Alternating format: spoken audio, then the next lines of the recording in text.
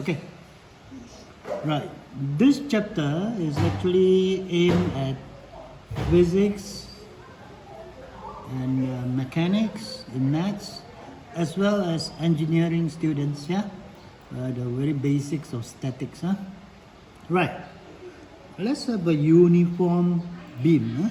Say 100 newtons, 2 meters. Huh? So uniform means the center of gravity is at the geometrical center. Right, so let's say it's 100 newtons. Yeah? Now it's hinged at A. It is smoothly hinged. Yeah? Now I think I want to explain a little bit. Look at this pair of compasses. This is not a smooth hinge. If I loosen this screw, it can fall by itself. Then it's a smooth hinge. So if it is able to provide a counterbalancing moment, then it is not smoothly hinged. Yeah? Okay. So it doesn't provide any moment. So therefore, the first one I'm going to use is rather unorthodox, and you have to be careful.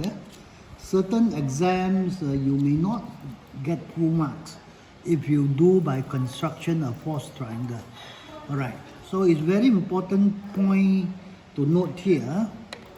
There are 3 forces on this rod. We are worried about the equilibrium of the rod. Okay, one is its own weight, vertically downwards. The other one is this tension provided by this string, T. And the third force is R, a reaction force from the hinge. So it only provides a reaction force, it cannot provide a moment. Now please, 3 coplanar forces in equilibrium must be concurrent. That means they must pass through the same point. This is so that there will be no resultant moment. So that becomes very important. So we draw the vector triangle using a scale of say 1 cm to 10 Newton.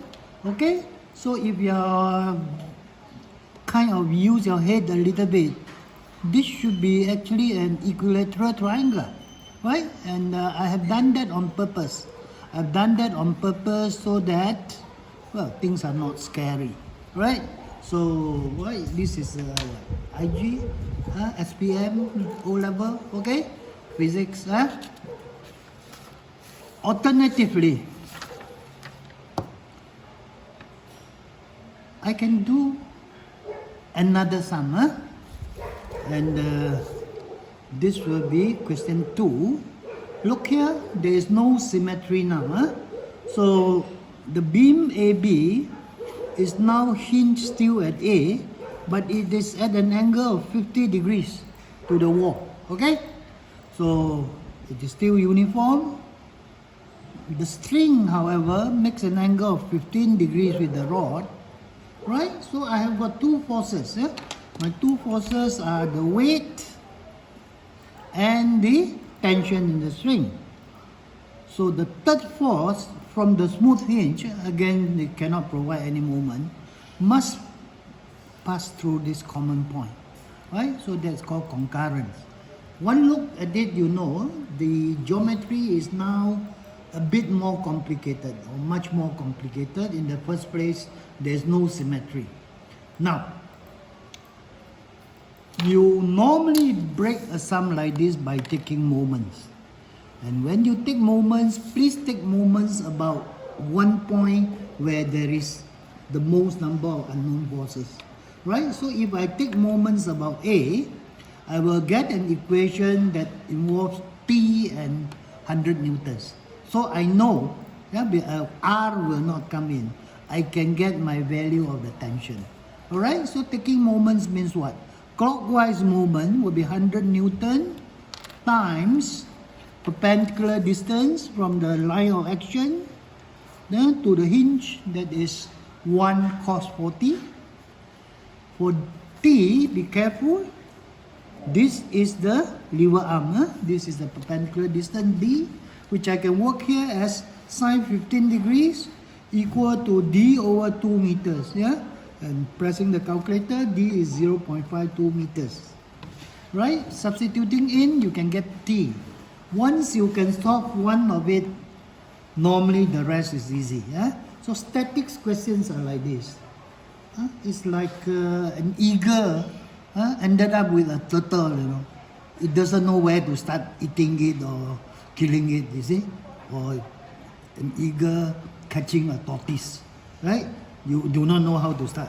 But the minute you break T, the whole sum is yours. Now, look at the second part. I've written in red. I said R is funny in the sense that it seems to be making a small angle lower than the horizontal. So instead of getting R, I break it into X and Y, the horizontal and the vertical component. Okay, friends, please. This is the type of question you will get when you search for the mechanics component of almost all the UK boards in A level. Yeah.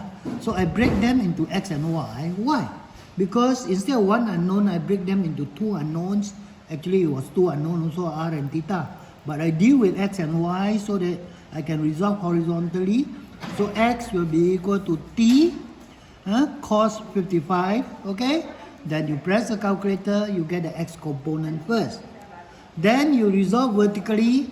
Y is going down, so Y will have to add to 100, and that will be equal to vertical component of T, which is T cos 35, and Y is 20.4 Newton.